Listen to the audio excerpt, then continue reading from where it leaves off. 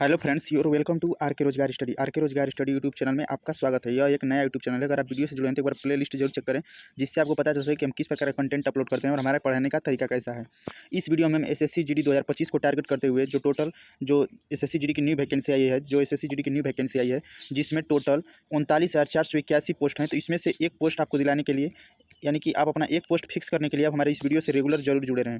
देखिए, जैसा कि जानते हैं कि एसएससी जीडी की न्यू वैकेंसी है, जो 39,481 पोस्ट है, जिसका सीबीटी एग्जाम यानी कंप्यूटर बेस्ड टेस्ट एग्जाम जनवरी-फरवरी 2025 में होने जा रहा है। तो उसी को हम टारगेट करते हुए, अभी हमारे पास 4 महीने का समय है, तो उसको हम टारगेट करते हुए अल्टरनेटिव पे हम क्लास अपलोड कर रहे हैं, मैथ, रीजनिंग और हिंदी का। तो आप प्ले लिस्ट में जाकर जरूर चेक करें।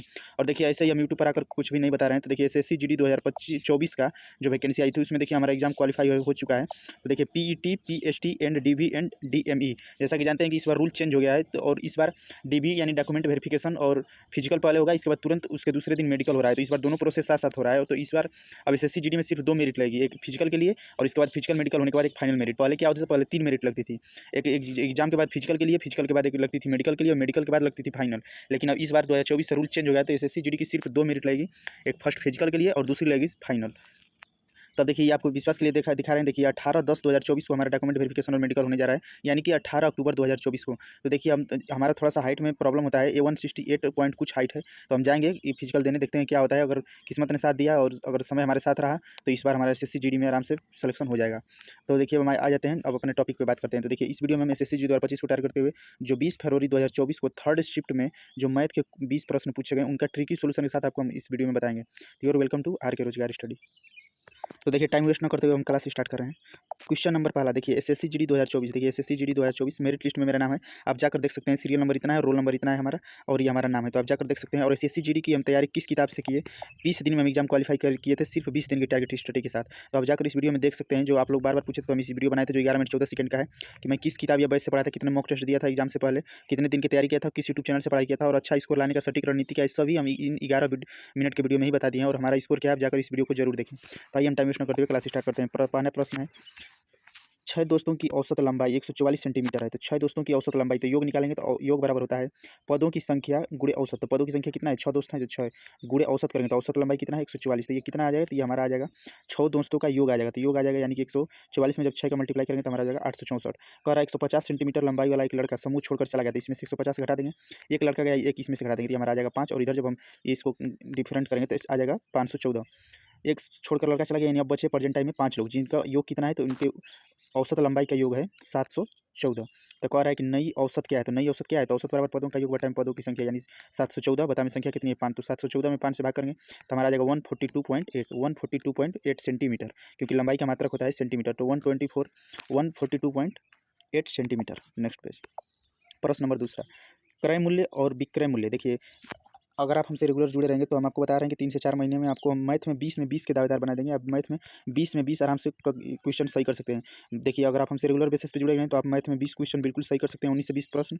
रीजनिंग में आप 20 प्रश्न सही कर सकते हैं, और हिंदी में आपके 19 से 20 प्रश्न हिंदी में भी सही कर सकते हैं। जीके की हम 10 वीडियो अपलोड किए हैं, आप जाकर देख सकते हैं। तो जीके में आप कम से कम 12-15 नंबर आराम से गेन कर सकते हैं, 15 क्वेश्चन सही।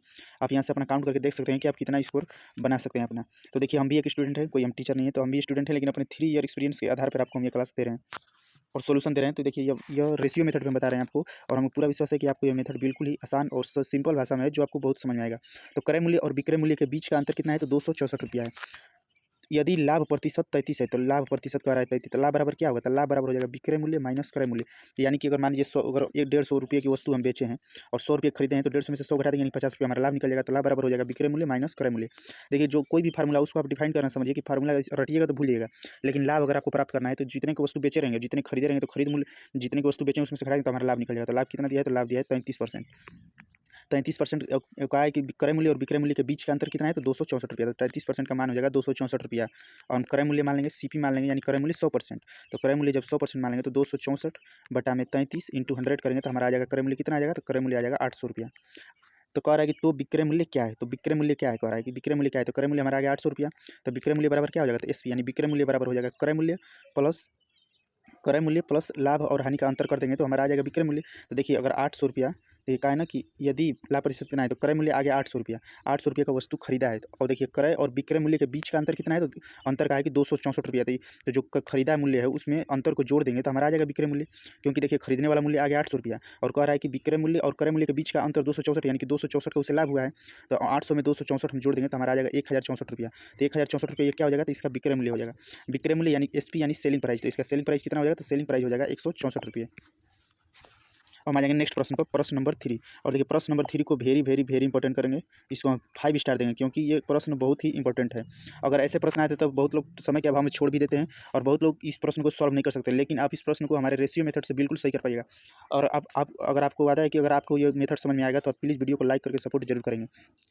ए और बी अकेले एक काम को 20 दिन और 60 दिनों में पूरा कर सकते हैं। देखिए हम यहाँ पे लिख दिए ए और बी एक काम को अकेले 20 दिन और 60 दिनों में पूरा कर सकते हैं क्रमशः, यानी कि पहले ए का मान दिया है फिर बाद में बी का, तो ये 60 दिन हो गए। यहाँ से हम टोटल काम निकालेंगे तो टोटल काम क्या होता है, तो टोटल काम दोनों संख्याओं का एलसीएम होता है। तो जब दोनों संख्याओं का एलसीएम निकालेंगे तो हमारा आ जाएगा 60। अब ये कह रहा है कि उन्होंने एक साथ काम शुरू किया लेकिन ए कुछ दिनों के बाद काम छोड़ दिया। बी ने, अब देखिए इस लाइन को हम छोड़ते रहें, और बी ने शेष काम को 12 दिन में किया। बी ने तो एफिशिएंसी निकालेंगे तो 20 3 60 हो जाएगा और बी का हो जाएगा, यानी एफिशिएंसी होती है एक दिन की कार्य क्षमता, यानी एक दिन में ए 3 काम कर रहा है और एक दिन में बी 1 काम कर रहा है। तो कह रहा है कि इस लाइन को हम छोड़िए, बीच में आगे बढ़ रहा है। तो बी ने शेष काम को 12 दिन में पूरा कर दिया। तो बी कितना काम कर रहा है, तो बी एक दिन में 1 काम कर रहा है, तो बी 12 दिन में कितना कार्य करेगा, तो 12 दिन में 12 कार्य करेगा। तो ये क्या हो गया, तो यह 12 दिन बी का कार्य हो गया, बी का कार्य 12 दिन का हो गया। तो 12 दिन का बी का कार्य इसमें माइनस कर देंगे तो ये हमारा आ जाएगा 48 आ गया। अब देखिए बी कह रहा है ना कि उन्होंने, अब आ जाएंगे आगे वाले प्रश्न पे, ये कह रहा है उन्होंने एक साथ कार्य शुरू किया लेकिन एक कुछ दिनों के बाद छोड़ दिया। तो एक कुछ दिनों के बाद छोड़ दिया, तो मान लीजिए कि एक कुछ दिन बाद छोड़ा होगा, तो बी उस काम को किया, तो बी कितने दिन में किया, तो बी 12 दिन में कर दिया। तो बी का कार्य माइनस कर दिया, जब बी का कार्य माइनस कर दिया तो अब ए भी दोनों साथ हो गए, क्योंकि कहा है कि उन्होंने एक साथ काम शुरू किया, तो एक साथ काम किए होंगे, क्योंकि जब ए छोड़ दिया तब ना बी 12 दिनों में किया, तो बी का कार्य को माइनस कर दिया तो 48 आ गया, यानी 48 जो काम आया इसको ए और बी दोनों साथ मिलकर किए होंगे। तो ए और बी का एक दिन का कार्य कितना है, तो ए और बी का दोनों मिला देंगे तो 4 काम है और करना कितना है, तो 48 काम करना था, तो ये हो जाएगा 12। तो कह रहा है कि शुरुआत में कितने दिन बाद ए ने कार्य छोड़ा, तो ए बी के साथ 12 दिनों तक कार्य किया।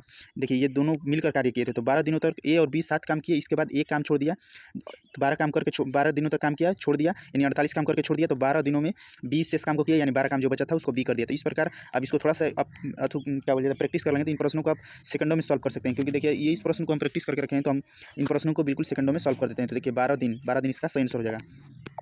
नेक्स्ट प्रश्न, 4 संख्याओं का औसत 52 है, 4 संख्याओं का औसत 52 है, तो औसत बराबर क्या होता है, औसत यानी कि योग बराबर होता है पदों की संख्या गुणे औसत, पदों की संख्या गुणे औसत कर देंगे तो हमारा योग निकल जाएगा। तो 52 चौके कितना हो जाएगा, तो 52 चौके 208। और एक और है पहली 2 संख्याओं का औसत अन्य 2 संख्याओं के औसत का 3 गुना है। तो अब देखिए हम इसको बाई ऑप्शन से सॉल्व कर देंगे, तो पहले फर्स्ट ऑप्शन को रख रहे हैं 156 को, क्योंकि बेसिक से करिएगा तो थोड़ा सा क्वेश्चन लेंदी हो जाएगा, तो हम इसको ऑप्शन से कर रहे हैं। तो देखिए कह रहा है कि पहली 2 संख्या, तो मान लीजिए पहली 2 संख्या एक्स और वाई, कह रहा है कि इनका औसत अन्य 2 संख्या यानी कि एक्स वाई हो गए, तो इसके बाद मान लेंगे कि डब्ल्यू एक्स, या इसको हम ए भी कर ले रहे हैं। तो ए प्लस बी का मान कितना हो गया, और बी प्लस सी अन्य 2 संख्याओं में, तो कह रहा है कि पहली 2 संख्याओं का औसत अन्य 2 संख्याओं के औसत का 3 गुना, यानी कि इसका 3 गुना है औसत। तो अब देखिए 4 संख्याओं का योग कितना निकला, तो 4 संख्याओं का योग निकल गया 206। कह रहा है पहली 2 संख्याओं का योग कितना है, तो हम मान लिए कि माना 156, तो पहली 2 संख्याओं का योग हम कितना मान लिए, तो 156। तो पहली 2 संख्याओं का योग जब 156 हो गया तो औसत बराबर क्या होता है, योग बटा में संख्या, तो इनका योग जब निकालें औसत निकालेंगे तो औसत हो जाएगा 156/2 यानी कि 78।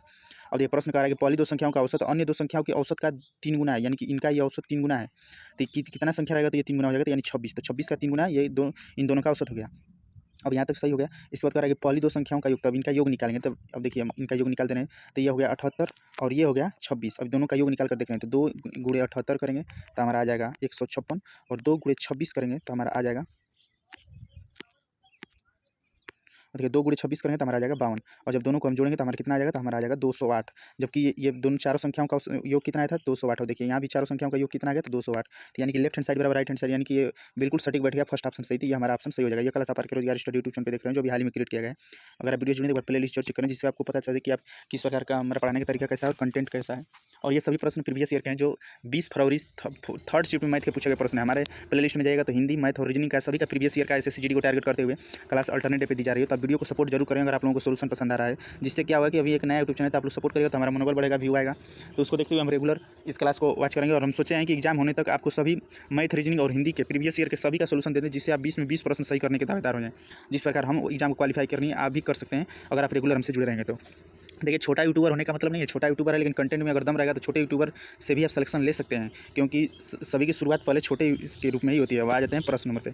एक कुर्सी का अंकित मूल्य, सभी ऑफिशियल पेपर हैं, एक भी प्रश्न अपने मन से इंक्लूड नहीं किया। अगर आपको विश्वास ना हो तो आप जाकर पेपर को मैच करके देख सकते हैं। एक कुर्सी का अंकित मूल्य 5,000 रुपये। अंकित मूल्य देखिए, आप प्रश्नों को पहले समझना सीखें, जो ही डाटा मिले उसको तुरंत लिखिएगा, तभी आप प्रश्न को जल्दी सॉल्व कर सकते हैं।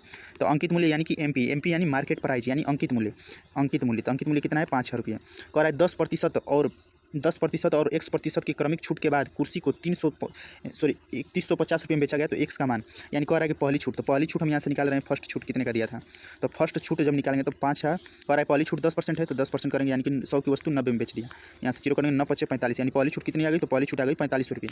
जब पहली छूट पर वस्तु बेच दिया तो हमारा पहली सेलिंग प्राइस आ गया, पहला सेलिंग प्राइस। तो पहला सेलिंग प्राइस आ गया। देखिए कह रहा है ना कि 10% की छूट दिया, 10% की छूट दिया यानी कि 45 रुपये में बेचा। कह रहा है कि एक और छूट दिया था जो X% था, तो जब X% का एक और छूट दिया था तो ये वस्तु बेचा था कितने में, तो बेचा था 3150 रुपये में। तो 3150 रुपये में देगा, और अभी प्रेजेंट टाइम में उसका पड़ गया प्राइस कितना, तो उसका प्राइस पड़ गया 45 रुपये। तो इसको अगर डिफरेंट करेंगे तो कितने परसेंट का यहाँ से छूट निकल रहा है, सेकंड छूट निकाल रहे हैं। सेकंड छूट यानी X का मान, तो सेकंड छूट जब हम निकालेंगे तो इन दोनों में तुलना करेंगे तो ये 4500 की वस्तु है और बेचा है 3150 रुपये में। कितने का डिस्काउंट दिया, तो 1350 रुपये का इंटू 45 परसेंटेज के लिए 00, ये दोनों को काट देंगे। 45 से जब 1350 में गुणा करेंगे तो हमारा आ जाएगा 15/5, और 15/5 करेंगे यानी कि 30%। तो इसका सही आंसर कितना हो जाएगा, तो इसका सही आंसर हो जाएगा 150/5 करेंगे तो इसका सही आंसर हो जाएगा 30%। 30% हो जाएगा सेकंड छूट। नेक्स्ट प्रश्न देखिए, SSC GD देखिए, हम सिर्फ 20 दिन के टारगेट पढ़ाई से देखिए SSC GD 2024 मेरिट लिस्ट में हमारा नाम है, ये सीरियल नंबर है, ये रोल नंबर है और ये हमारा नाम है, आप जाकर देख सकते हैं। इससे पहले हम SSB का एग्जाम क्वालिफाई किए थे, तो हम जाकर ट्रेड टेस्ट में ट्रेड टेस्ट में गए, फाइनल मेरिट में जाकर बाहर हुए थे, तो आप मेडिकल में तो आप जाकर देख सकते हैं।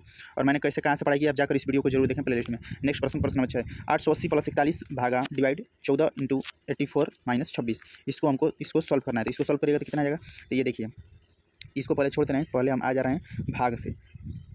तो देखिए इसको लिखेंगे तो हमारा हो जाएगा 880 + 41 भागा का मतलब है 14 × 84 - 26। अब देखिए इसको करेंगे तो पहले डिवाइड किया जाता है, तो पहले भाग करेंगे तो ये हो जाएगा 14 × 84। 14 × 84 आ गया, तो हमारा हो जाएगा 880 + 41 में 6 का गुणा करेंगे, तो 41 में 6 का गुणा करेंगे तो आ जाएगा 246 - 26। तो 26 यानी कि हो जाएगा ये 246 में से 26 जाएगा तो आ जाएगा 220, और 220 880 में जोड़ देंगे, तो 880 में जब 220 जोड़ेंगे तो हमारा कितना आ जाएगा, तो हमारा सही आंसर हो जाएगा 1100। 880 में जब 220 जोड़ेंगे तो हमारा सही आंसर हो जाएगा 1100, इसका सही आंसर हो जाएगा 1100। नेक्स्ट प्रश्न, एक वस्तु का अंकित मूल्य 28,500 है और इसका विक्रय मूल्य 15,600 रुपये है, तो छूट कितना है। जैसे कि आप मॉल में गए तो वहाँ पे अंकित मूल्य को आपको बता दिया कि जब भी अंकित मूल्य की बात आएगी तो MP यानी मार्केट प्राइस यानी सेलिंग प्राइस, मार्केट प्राइस की बात करेंगे, यानी कि जो उस पर अंकित होता है। जैसे आप गए किसी मॉल में तो वहाँ पे आप कपड़ा खरीद रहे हैं, तो वहाँ पे उसका प्राइस लिखा हुआ है, या कोई वस्तु खरीद रहे हैं तो जिसपे प्रिंट है यानी मार्केट प्राइस है, प्रिंट है अंकित मूल्य, जो उस पर अंकित होता है मूल्य उसी को अंकित मूल्य कहते हैं, यानी जो प्रिंट होता है। तो वो है 28,500 और इसका विक्रय मूल्य है, यानी कि वो बेच रहा है, वो कह रहा है कि अगर आप गए सामान लेने तो सामान पे प्रिंट है 28,500 का, लेकिन दुकानदार आपको कह रहा है कि हम आपको दे देंगे 15,675 रुपये में। तो आपको बताना है कि आपको कितने प्रतिशत की छूट मिली, तो छूट कितने प्रतिशत की मिली, तो 28,000 की वस्तु कितने में दिया, तो 28,000 की वस्तु दे दिया 15,675 रुपये में।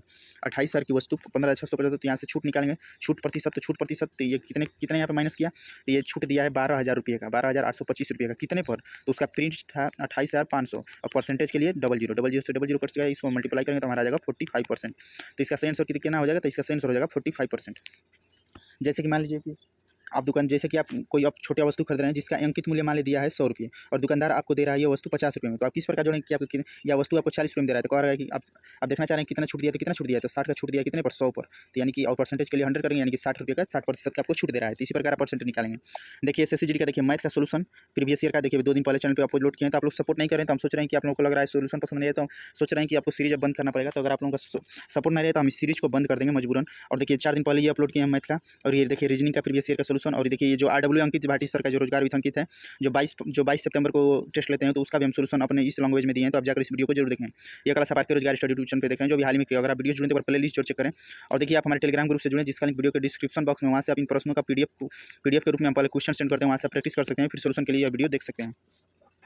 देखिए इसमें SSC GD में 19 प्रश्न रहते हैं जो अर्थमेटिक रहते हैं, और एक प्रश्न होता है थोड़ा सा मेंसुरेशन का। देखिए मेंसुरेशन का प्रश्न है जो एक थोड़ा सा लेंदी टाइप में होता है, इसको बहुत लोग कम मतलब ऐसे क्वेश्चन को बहुत लोग कम प्रैक्टिस किए रहते हैं। तो नेक्स्ट प्रश्न पे आएंगे, एक गोले की त्रिज्या 4.2 सेंटीमीटर है, गोले का आयतन कितना होता है, गोले का आयतन का फार्मूला क्या होता है, तो गोले का आयतन का फार्मूला होता है 4/3 πr3। गोले का आयतन का फार्मूला होता है, इसी फार्मूले में रख देंगे तो हो जाएगा 4/3 इंटू पाई का मान होता है 22/7 इंटू 4.2 इंटू 4.2 इंटू 4.2, क्योंकि 3 बार दिया है, इसको कर देंगे। इसके बाद हम मल्टीप्लाई कर देंगे, तो जब इसको आप डिवाइड करिएगा तो आ जाएगा 310.464 सेंटीमीटर क्यूब, क्योंकि गोला का आयतन का क्यूब होता है, तो 310 0.646 इसका सही आंसर हो जाएगा। नेक्स्ट प्रश्न देखिए, अगर आप वीडियो जुड़े तो प्ले लिस्ट में जाकर इस वीडियो को प्ले लिस्ट में जरूर देखें। देखिए, ये सभी हमारा माई आंसर की, ये हम बताए थे कि कितने क्वेश्चन सही किए और हम अपना आंसर की का सोल्यूशन करके दिए हैं। तो आप जाकर इस वीडियो में जरूर देखें और हमारा स्कोर भी आप जाकर इस वीडियो में जरूर देख सकते हैं प्ले लिस्ट में। तो आप एक बार आपसे रिक्वेस्ट है कि अगर आप वीडियो पे आए हैं तो जरूर जाकर प्ले लिस्ट देखें।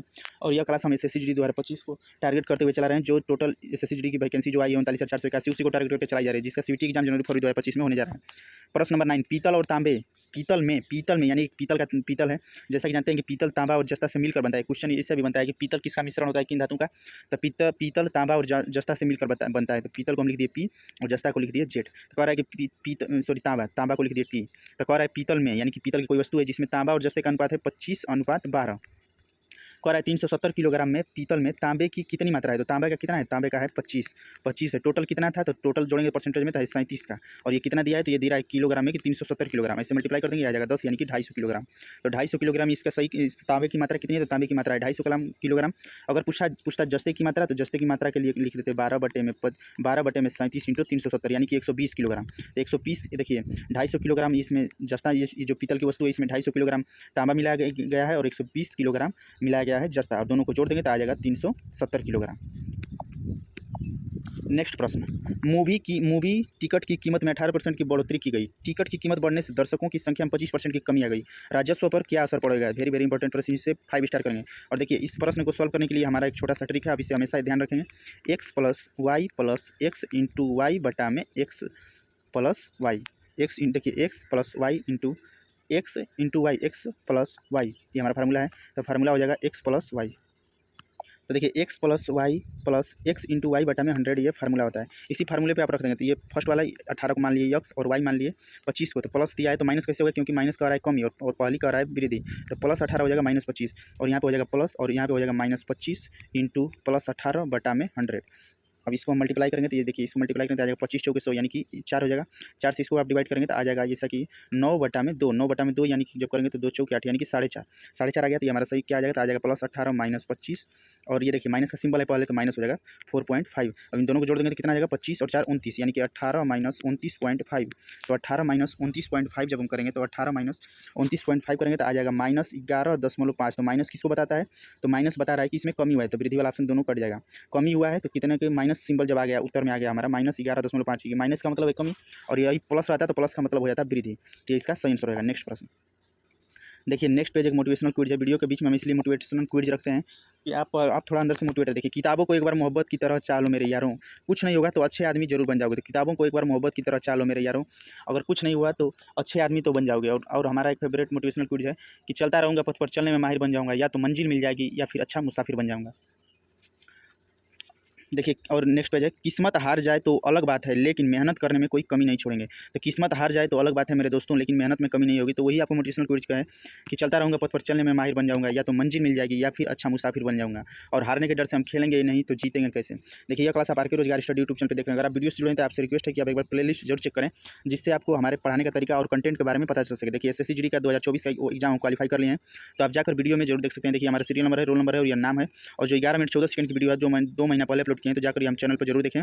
उसमें बताएं कि हम किस किताब से पढ़े, कितने दिन तैयारी किए, कितने मॉक टेस्ट दिए और सटीक रणनीति क्या है। तो आप इस वीडियो को जाकर जरूर देखें। यह वीडियो आपको बहुत ही हेल्पफुल करेगी। जो SSC GD 2025 की वैकेंसी आई है, जो 39,481 पोस्ट है, उसको टारगेट करते हुए। नेक्स्ट प्रश्न, दो संख्या 11 और 13 के अनुपात में यदि उनका मौसा 7 है तो संख्याएं क्या है। तो देखिए, 11 और 13 इनका मौसा निकालिएगा। तो मौसा वह संख्या होती है जो दोनों को डिवाइड करें, तो इनका मौसा कितना हो जाएगा। तो एक ही ऐसी संख्या है जो दोनों को डिवाइड करेगी, तो मौसा आएगा 1। और ये कह रहा है कि एक नहीं है, मौसा कितना है, तो मौसा है 7, एक मान लेंगे 7। तो कह रहा है संख्या कितनी है, तो 11 × 7 करेंगे और 13 × 7 कर देंगे। तो पहली संख्या हो जाएगी 11 × 7 यानी कि 77। फर्स्ट वाले सेकंड वाले ऑप्शन में ही 77 है, तो हमारा सही आंसर हो जाएगा। और दूसरी संख्या की बात करेंगे तो दूसरी संख्या हो जाएगी 11 × 13 यानी कि 7 × 13, तो 13 91, तो ये हमारा सही आंसर हो जाएगा। नेक्स्ट प्रश्न, नेक्स्ट पेज देखिए, ये SSC GD 2024 का एग्जाम क्वालिफाई तो देखिए PET PhD and document verification. जैसा कि जानते हैं कि इस बार रूल चेंज हुआ है, तो डॉक्यूमेंट वेरिफिकेशन मेडिकल सब साथ होने जा रहा है। SSC GD के पहले 3 मेरिट लगती थी। फर्स्ट मेरिट लगती थी फिजिकल के लिए, सेकंड मेरिट लगती थी मेडिकल के लिए और थर्ड मेरिट लगती थी फाइनल। इस बार अब रूल चेंज हो गया, तो इस बार 2024 से फर्स्ट मेरिट लगेगी फिजिकल के लिए और सेकंड मेरिट लगेगी फाइनल। तो हमारा DB PhD मेडिकल होने जा रहा है, जो हमारा देखिए 18/10/2024 यानी 18 अक्टूबर को है। तो आप एक बार कमेंट बॉक्स में बेस्ट ऑफ लक जरूर कहें हमें। तो अगर आपको ये मेथड पसंद है तो वीडियो को लाइक करिए, सपोर्ट करिए जरूर। देखिए, ये हम दिखा रहे हैं, बस आपको विश्वास बस के लिए कि हाँ अब ये देखेंगे तो आपको ये विश्वास हो जाए कि हाँ ये बंदा एग्जाम क्वालीफाई किया है तो जरूर कुछ जानता है। अब प्ले लिस्ट में जाएंगे तो हमने जितने जो भी एग्जाम किया क्वालीफाई किए वो सभी को हम PDF फॉर्म में अपलोड किए, आप जाकर देख सकते हैं। देखिए यदि P Q R इतना क्यों नहीं, यानी P का मान है 9 और Q का मान है 10 और R का मान है 18, तो यहाँ से तो बताना ये तो P + R P का मान कितना है, तो P का मान लिख ले रहे हैं। P का मान है 9, Q का मान है 10 और R का मान है 11। तो कह रहा है P + R P + Q, तो P + Q यानी कि 10 9 19, तो 19 हो जाएगा। फिर कह रहा है Q + R, तो Q + R कितना है, तो 10 और 11 ये हो जाएगा 21। और फिर कह रहा है R + P, तो R + P हो जाएगा यानी कि 11 और 9 हो जाएगा 20। इसका सही आंसर क्या हो जाएगा, तो 19 21 20, 19 21 20 इसका सही आंसर हो जाएगा। 19 21 20 इसका सही आंसर हो जाएगा। 19 21 20 बिल्कुल इसका सही आंसर हो जाएगा। नेक्स्ट प्रश्न देखिए, नेक्स्ट प्रश्न वेरी इंपॉर्टेंट प्रश्न। देखिए इसीलिए इस प्रश्न को 3 स्टार कर दिए, क्योंकि बहुत लोग SI और CI से डरते हैं। लेकिन आप अगर आप वीडियो को सपोर्ट करेंगे और आप कमेंट बॉक्स में अगर कमेंट करके कहेंगे तो हम आपको 2 वीडियो अपलोड करेंगे, एक SI का और एक CI का आधा घंटे का। उसमें आपको इसी SI और CI से किसी प्रकार के कोई भी क्वेश्चन पूछे बिल्कुल सही हो जाएंगे। और देखिए ये 20 के 20 डिट्टो प्रश्न हम प्रीवियस ईयर के लिए हैं, जो 20 फरवरी को 3rd शिफ्ट में SSGD का पूछा गया। एक भी प्रश्न हम अपने मन से इंक्लूड नहीं किए हैं। आप अगर चाहें तो आप जाकर प्ले लिस्ट में देख सकते हैं, सॉरी आप जाकर पेपर से मैच करके देख सकते हैं कि बिल्कुल ये क्वेश्चन एचडीज हैं या चेंज किए हैं, कि एक भी डाटा हम कुछ भी चेंज नहीं किए हैं, बिल्कुल लेकर आए सेम टू सेम। आपको इसीलिए भरोसा दिलाएं कि अगर आप हमसे जुड़े रहेंगे तो आप मैथ में 20 सही कर लेंगे। क्योंकि देखिए हम इसी प्रकार आपको 20 का सोल्यूशन क्वेश्चन का देंगे, तो आप अगर हमारे साथ प्रैक्टिस करते रहेंगे तो आपको आप अगर घर पे नहीं भी पढ़ रहे हैं तो आप अगर हमारे वीडियो जुड़े हैं तो आप प्रैक्टिस हो जाएगा, तो आप इसलिए आप सही क्वेश्चन बिल्कुल कर पाइएगा। अब प्रश्न पे आ जाते हैं। यदि एक निश्चित धनराशि साधारण ब्याज पर 8 वर्ष और 6 महीने में स्वयं की 3 गुनी हो जाती है, तो देखिए कोई निश्चित राशि है, तो कोई निश्चित राशि है तो कह रहा है कि 8 वर्ष और 6 महीने में 3 गुनी हो जाती है। तो हम यहाँ से पहले निकाल ले रहे हैं कि समय कितना लग रहा है। समय जैसा कि जानते हैं कि समय वर्ष में होता है, 12 महीने का 1 वर्ष होता है। और जब ब्याज की बात करते हैं, जब साधारण ब्याज की, तो SI बराबर हमारा फार्मूला होता है RT प्रतिशत। R मतलब दर और T मतलब समय, यानी कि दर प्रतिशत यानी समय। तो समय जब भी निकालेंगे तो समय वर्ष में होना चाहिए। लेकिन ये कह रहा है कि 8 वर्ष और 6 मंथ, तो मंथ को हम ईयर में कन्वर्ट करेंगे तो 6 महीना, यानी कि 12 महीने का 1 साल होता है, तो 6 महीने का कितना हो जाएगा, 6 महीने का हो जाएगा आधा साल, यानी 1/2 साल। 1/2 साल को जब करेंगे तो हमारा हो जाएगा 0.5 साल। यानी कि इसको सिंपल में हम लिख सकते हैं कि 8.5 साल, 8.5 वर्ष का समय लग रहा है। क्योंकि समय वर्ष में ही काउंट करना है, तो समय को महीने में नहीं निकालेंगे, क्योंकि एक देखिए एक ईयर में है एक समय, इसको हम ईयर में कन्वर्ट कर लिए तो हमारा आ गया 8.5 वर्ष का समय लग रहा है। अब समय क्वेश्चन को लिखेंगे। एक निश्चित धनराशि है, तो मान लीजिए कोई धनराशि है, तो P मान लीजिए कोई मूलधन है 100 रुपया, मान लीजिए 100 रुपये की धनराशि है। कह रहा है कि साधारण ब्याज पर 8 वर्ष 6 महीने में, यानी कि इसका कितना निकल के आया, तो हमारा निकल के आया 8.5 वर्ष, यानी कि 8.5 ईयर में स्वयं की 3 गुनी हो जाती है। ए मतलब यानी कि जो मिश्रधन प्राप्त होता है वो राशि की 3 गुना प्राप्त होता है। तो राशि अगर 100 है तो मिश्रधन कितना हो जाएगा, 3 गुना यानी 300। तो अगर देखिए अगर 100 रुपया, अगर आप अब हमारे पास 100 रुपया था और हम साधारण ब्याज पर दिए और हमको मिल गया 300 रुपया, तो ब्याज कितना मिला, तो ब्याज हमें मिल गया 200 रुपये का। यहाँ से आप निकालना ये सीखेंगे। अगर आप हमसे रेगुलर जुड़े गए तो आपको SI और CI आप सेकंडों में सॉल्व करेंगे, एकदम सेकंडों में, बिल्कुल ही आपको लेंदी नहीं लेगा। तो देखिए यहाँ समझिएगा, 100 रुपया आप मान लीजिए कि 100 रुपया आप लगाए थे, 100 रुपया आप मान लीजिए किसी को दिए और वो आपको साधारण ब्याज के साथ दे दिया 300 रुपया, तो ब्याज आपको कितना मिला, 100 रुपया हम दिए थे, 100 रुपया हमको मिला 300 रुपया, यानी कि हमको ब्याज मिल गया 200 रुपया। और 200 रुपया यानी कि SI साधारण ब्याज की बात हो रही है, तो साधारण ब्याज हमें मिल गया 200 रुपया। अब हम बात करें, हमें निकालना है क्या, वार्षिक ब्याज की दर निकालना है कि दर क्या होगी। तो देखिए दर क्या होगी, तो दर बराबर हो जाएगा, दर क्या होगी, तो दर प्रतिशत में हमेशा होता है। और दर क्या होता है, तो दर होता है 1 वर्ष का ब्याज, 1 वर्ष का जो ब्याज होता है उसे ही दर कहते हैं। तो ये देखिए ये हमारा ब्याज कितने निकल के आया, तो निकल के आया 200 रुपया। कितने वर्ष में, तो 8.5 वर्ष में, तो 8.5 वर्ष में 200 रुपया ब्याज प्राप्त हुआ। तो 1 वर्ष का ब्याज होता है, 1 वर्ष का ब्याज को ही दर कहते हैं। तो 1 वर्ष का ब्याज कितना हो जाएगा, तो 200 बटा में 85 और दशमलव हटाने के लिए ऊपर गुणा कर देंगे, यानी 2000 में 85 का भाग करेंगे तो हमारा आ जाएगा 23.52। तो 23.52% ये दर हो जाएगा। तो दर कितना हो जाएगा, तो दर हो जाएगा 23.52%। अगर आपको ये सोल्यूशन अगर आपको पसंद आए तो प्लीज़ वीडियो को लाइक जरूर करें, कमेंट बॉक्स में एक प्यारा सा कमेंट जरूर करें। और अगर आप लोग वीडियो को अच्छा से सपोर्ट करते रहेंगे रेगुलर बेसिस पे, तो हमको इसी प्रकार आपको हम SI CI का डर आपके अंदर से और ट्रेन का ये सब जो थोड़ा सा आप लोग डरते हैं, इससे बिल्कुल ही आप क्लियर हो जाएंगे। 20 में 19 भी नहीं, 20 में 20 का हम आपको दावेदार बना देंगे एग्जाम होने तक। जैसा कि जानते हैं SSGD 2025 जो टोटल 39,481 पोस्ट है, जिसका CBT एग्जाम जनवरी फरवरी में होने जा रहा है, उसी को हम टारगेट करके यह क्लास प्रीवियस ईयर का दे रहे हैं, यानी PYP का सोल्यूशन है। अब देखिए यदि किसी संख्या में से 25 घटा दिया जाए, तो किसी संख्या, तो ऐसे प्रश्नों को हम तुरंत मान लेते हैं। तो मानेंगे तो क्या मानेंगे, तो मान लेंगे कि हमारा संख्या मान लीजिए यक्स है। तो यदि या तो आप ऑप्शन से भी रख सकते हैं, ऑप्शन से भी आप रख सकते हैं। तो देखिए हम थोड़ा सा ऑप्शन से रख के आपको दिखा दे रहे हैं। मान लीजिए कि पहला ऑप्शन, या पहले आपको हम बेसिक बता रहे हैं, इसके बाद ऑप्शन से बताएंगे। तो यक्स मान लीजिए, यदि किसी संख्या, तो संख्या मान लीजिए यक्स में से 25 घटा दिया, यानी कि x में से 25 घटा दिए, तो कह रहा है कि तो वह संख्या स्वयं का 50% हो जाती है, यानी स्वयं का 50%, यानी x का 50% करेंगे 50, यानी कि 1/2। तो 1/2 यानी कि इसको जब काटेंगे तो आ जाएगा 0.5 हो जाएगी 0.5। और हमारा क्या निकल के आ गया, तो हमारा निकल गया x - 25 बराबर 0.5 यक्स।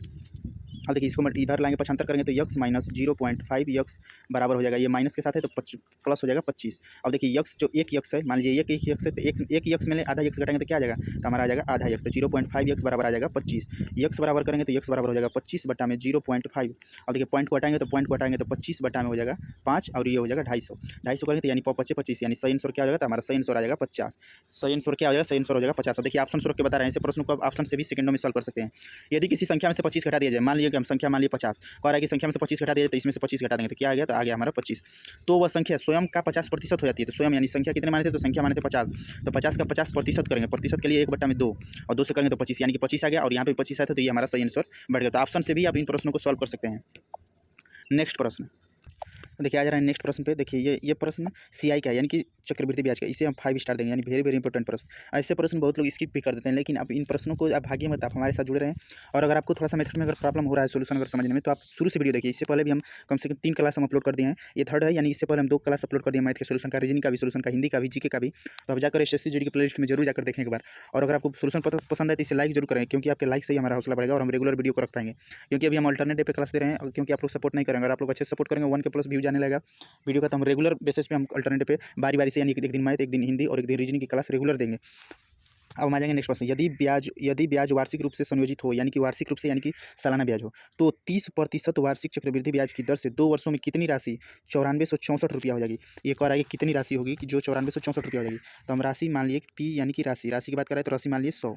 ये कह रहा है कि 30% की दर से 30% की दर से 2 वर्ष के, तो 2 ईयर लिख दिए। इसके बाद ये कह रहा है कि मिश्रधन यानी कि हो जाएगी 9464 यानी कि ये राशि हो जाएगी। तब देखिए यहाँ पे हम फार्मूला निकालेंगे, तो जब 2 वर्ष का सीआई की बात आएगी, जब 2 वर्ष का सीआई है तो हमारा फार्मूला होता है RT इंटू आर स्क्वायर यानी कि 30 का स्क्वायर करेंगे तो 30 का स्क्वायर करेंगे तो आ जाएगा 900। तो 900 के लिए 00 लिख दिए, 9 हम हाथ में ले लिए। और देखिए इसके बाद RT यानी कि दर गुणे समय, करेंगे तो 30 इंटू 2 यानी कि 60, और 60 में कितना हो जाएगा 69, यानी कि आ जाएगा हमारा कितना, हमारा आ गया 69। ये हमारा आ जाएगा सीआई, यानी कि सीआई मतलब कि कंपाउंड इंटरेस्ट यानी कि चक्रवृद्धि ब्याज। तो 100 रुपया था और ये हमारा ब्याज कितना हो गया, तो ब्याज हो गया 169 रुपया। देखिए ये जो मिश्रधन है, मिश्रधन मतलब कि मिश्रधन यानी कि 100 रुपये लगाया था और इसे ब्याज मिला, और ब्याज के साथ भी जो मिश्रधन होता है वो ब्याज के साथ की राशि होती है। जैसे कि आप बैंक में लगा दिए 100 रुपया, 30% वो कह दिया कि हम 30% की दर से 2 वर्ष में आपको दे देंगे 9464 रुपया। तो ये आपको बताना है कि वो ब्याज कितना दिया है, आपको बताना है कि ब्याज कितना हुआ, यानी चक्रवृद्धि ब्याज कितने % की दर से लगा।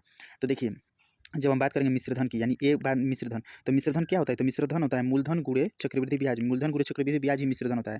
तो मिश्रधन हमारा कितना आ गया, तो देखिए मिश्रधन हमारा आ गया 9400, और देखिए ये पी प्लस सी आई, यानी कि पी कितना है, तो पी है 100 और प्लस सी आई कितना है, तो सी आई है 69, और मिश्रधन कितना हो गया, तो मिश्रधन हो गया 9464 रुपया। अब हम इसको जोड़ेंगे तो ये आ जाएगा 169, यानी कि इसको हम कर ले रहे हैं कि 169 का मान कितना हो जाएगा, तो 169 का मान हो जाएगा 9464। तो कहा है कि पी कितना है, तो पी के लिए क्या करेंगे, तो पी यानी कि ये हम माने थे पी 100% मान लिए, तो यह हो जाएगा 169 का मान हो जाएगा 9464। तो ये पी यानी कि मूलधन मांगा है, तो मूलधन हो जाएगा 100%, 100% निकालेंगे, तो जब हम 100% निकालेंगे तो ये हो जाएगा, जब हम 100% निकालेंगे तो ये हो जाएगा 94 बटा में 169 इंटू 100, यही इसका रूल होता है। और जब इसको आप डिवाइड करिएगा, तो इसको हम जब इससे डिवाइड करेंगे तो आ जाएगा 56, यानी कि सीआई, यानी कि इसका कहा है कि कितनी, देखिए कहा है साधारण ब्याज से संयोजित हो रही है, तो 30% वार्षिक चक्रवृद्धि ब्याज की दर से 2 वर्ष में हो जाएगी। तो कितनी राशि थी, तो वो राशि थी 5600 रुपये। राशि कितनी थी, तो 5600 रुपये। राशि कितनी थी, तो राशि थी 5600 रुपये। हम माने थे 100%, माने थे कि 100% मूल्य माने थे 100 रुपये, लेकिन राशि जब निकाले, हम 100 का मान जब निकाले तो मान आ गया हमारा 5600 रुपये। तो इसी प्रकार आप इस प्रश्न को सेकंडों में सॉल्व कर सकते हैं। नेक्स्ट प्रश्न देखिए, ये भी इंपॉर्टेंट प्रश्न है, एसएससी जीडी इससे बार बार पूछती है, और ये थोड़ा सा आप स्पीड में भी कर सकते हैं। एक व्यक्ति पहले 11 किलोमीटर की दूरी 60 मिनट में और अगले 22 किलोमीटर की दूरी 30 मिनट में तय करता है। पूरी यात्रा के लिए उसकी औसत गति क्या होगी, तो औसत गति क्या होती है, तो औसत गति बराबर होता है कुल दूरी बटा में कुल समय। तो औसत गति यानी कि औसत चाल बराबर होता है कुल दूरी बटा में कुल समय, और चाल बराबर होता है दूरी बटा में समय, लेकिन जब औसत चाल की बात आती है तो औसत चाल बराबर होता है कुल दूरी बटा में कुल समय। तो कुल दूरी जब हम निकालेंगे तो कुल दूरी कितना होगी, तो ये हो रहा है 11 किलोमीटर, और एक बार चल रहा है 11 किलोमीटर और एक बार चल रहा है 22 किलोमीटर।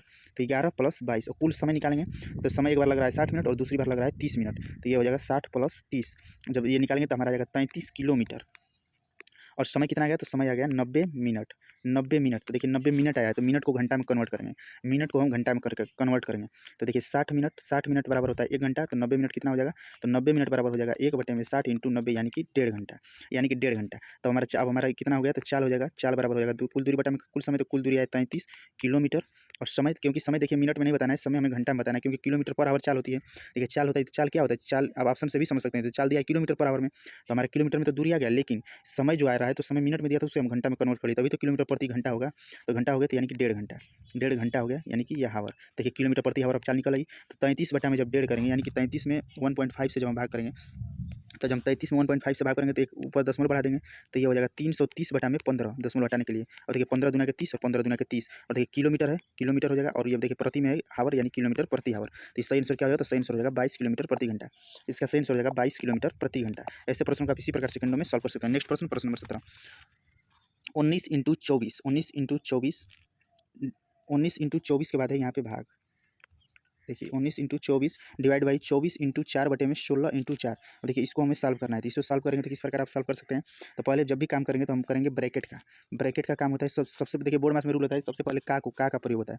सबसे पहले का को हटाते हैं, यानी का को पहले काटिए, ता पीछे दो भाग, इसके बाद गुणा करो, धन जोड़ दो, ऋण को दियो घटा, ये फार्मूला होता है। तो सबसे पहले क्रिया होती है का की, इसके बाद डिवाइड की, इसके बाद गुणा की, इसके बाद भाग की, इसके बाद सबसे पहले का की क्रिया होती है, इसके बाद भाग की, इसके बाद गुणा की, इसके बाद प्लस की, इसके बाद माइनस की। तो यहाँ पे हम का क्रिया करेंगे, तो का क्रिया करेंगे तो ये हो जाएगा, का मतलब होता है गुणा, का मतलब क्या होता है, तो का अर्थ ही होता है गुणा, यानी कि गुणे 4 हो गया। अब इसको हम लिखेंगे तो ये हो जाएगा, हमारे ब्रैकेट वाला काम करेंगे तो ये हो जाएगा 24 इंटू 4 डिवाइड बाई 16।